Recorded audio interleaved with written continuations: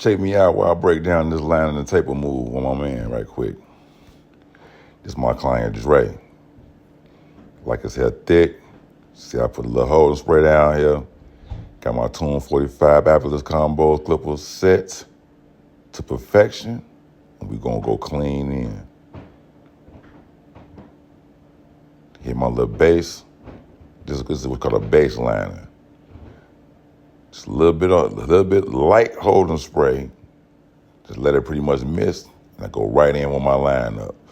I use this way to get my guidelines together, make sure my lines are straight, make sure all my C cuffs on the right place, vertical bars on the right place, keep the corner above the eyebrows. I make sure my tippers are touch and go and can go through the hair effortlessly. This is my pre-lining, just to get everything straight. That's it, that's all. There's no lining prep, there's nothing like that. This is all pre-lining foundation work. You feel me? After I go through all this right here, this is what you call a kitchen cut, though. After I go through all this, I'm gonna do what you see all the new barbers do. But see, me, I thought of a kitchen magician cutting hair. I was cutting hair on porches and kitchens. I was cutting with screwdrivers, cheap clippers, so I was a kitchen magician. We didn't have all the methods and techniques and prepping and all that going on back then, so I had to make sure I was the best at what I did with what I had. As you can see, this is a straight, straight to cut. Like, line up, no other clipper, one, straight like that. As you see, I just wet the hair down, wipe it down with a hot towel, and I'm going back into light detail work. Now, when I do this method, this is what, I came up with this method because I was a serious waver. I had to get my hair cut, and when I went home and washed my hair, all these baby hairs would sit over my lining. And once you see that, your hair cover didn't last long. So my thing was to cut the hair down. Well, not to cut the hair down, but to line up, wet it like I was washing my hair, reline it just to make sure my liner would last longer. So when I first started cutting hair, I would line myself again at home when I left the barber, or I would line it, wash it, get out the shower, and then I would line it again. But getting older now, becoming an established barber, I just took that method and, mastered it and made it so as I just know how to make your haircut last longer with a natural lining. I've been learned this way before the enhancement game even came about. This is kind of how I set myself apart from other barbers, because you get a haircut from me, that lining gonna be there at least a week. Straight razor, water, liner, no enhancements, nothing else, straight. We were using Murray's and stuff back then, and they use it no more. Now we're gonna go to the taper. Open clipper. Give me a little bit of the demarcation mark there, a little weight line in there, scrape it down. Boom. Back open. Closing as I go. A little bit of a point cutting. Using the side of my blade, getting my blend in, Then I'm going to take me a 0.5 and get just what I need gone. See, most people train all the different methods and all that. Back to the other side. You see that little weight line right there, another lightness?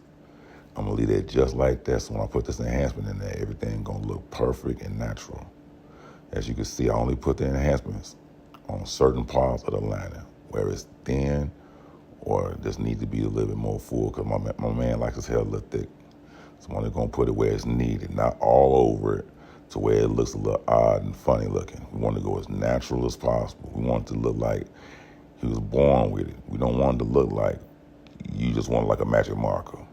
Feel me? So we're going to go into the detail work. Follicles above it.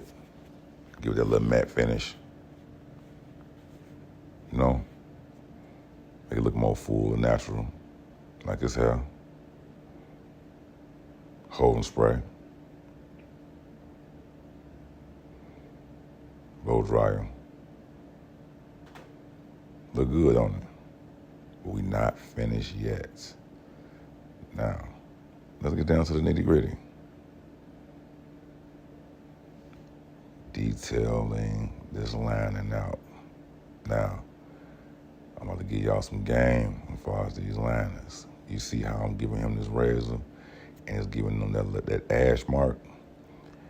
That's cool, but I'm gonna tell you something that I don't that I'm not going to show in this video.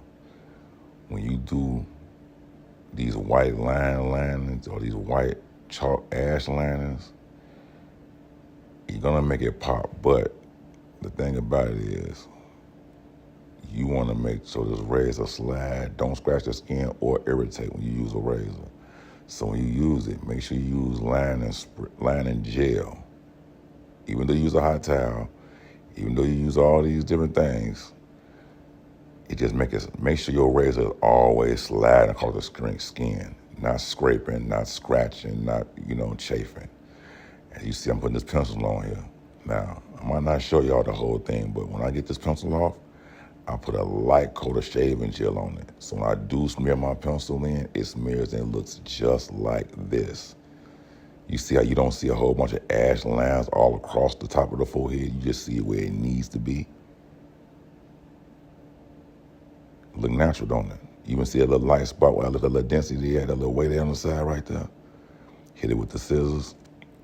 A little old schoolness. Man, you be a top barber, man. Run it back, play it back, learn that skill, get you some money. This haircut service should have been no more than like 15, 20 minutes at the longest, man. $50. Get busy.